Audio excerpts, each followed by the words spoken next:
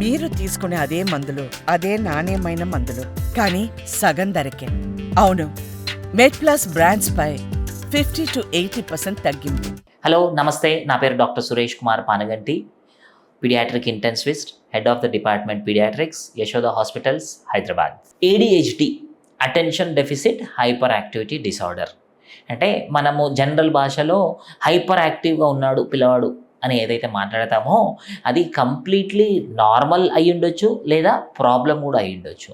So ADHD అంటే attention deficit hyper activity అంటే focus లేకపోవటము, ఒక దగ్గర కూర్చొని ఉండలేకపోవటము, వెరీ ఫిడ్జెటీ అంటే ఒక చైర్లో కూర్చొని ఉన్నా కూడా అటు ఇటు మూవ్ అవుతూ ఉండటము, చేతులు కంటిన్యూస్గా ఏదో ఒకటి చేస్తూ ఉండటము, ఇవన్నీ అటెన్షన్ డెఫిసిట్.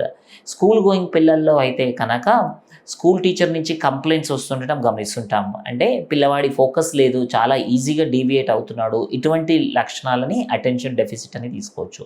హైపర్ యాక్టివిటీ దీంట్లో సెకండ్ భాగం, ADHDలో సెకండ్ భాగం హైపర్ యాక్టివిటీ. చాలా వరకు పిల్లలు జనరల్ అడల్ట్స్ కంటే కూడా కొంచెం యాక్టివిటీ ఎక్కువ ఉండటం గమనిస్తాము.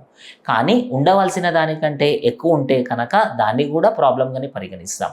కానీ ఎలా గుర్తించాలి అంటే పిల్లల్లో మొబైల్ ఫోన్ కానివ్వండి, ఏదైనా వస్తువులు కానివ్వండి చాలా ఈజీగా బ్రేక్ చేస్తూ ఉండటము, దాని మీద ఫోకస్ పెట్టలేకపోవటము, చాలా ఫిడ్జెటీ అంటే ఒక దగ్గర ఉండలేకపోవటము, ఇటువంటివి ఉంటే కనుక ADHDని మనము డయాగ్నోస్ చేస్తాం.